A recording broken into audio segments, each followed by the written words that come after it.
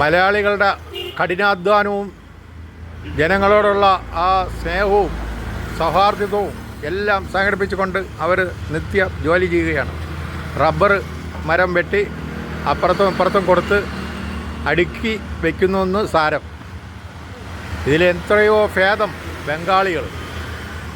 നമ്മുടെ മലയാളികളാണ് ഈ കാണിക്കുന്ന ഈ ജോലി കഴപ്പ് എന്നേ പറയാൻ പറ്റൂ.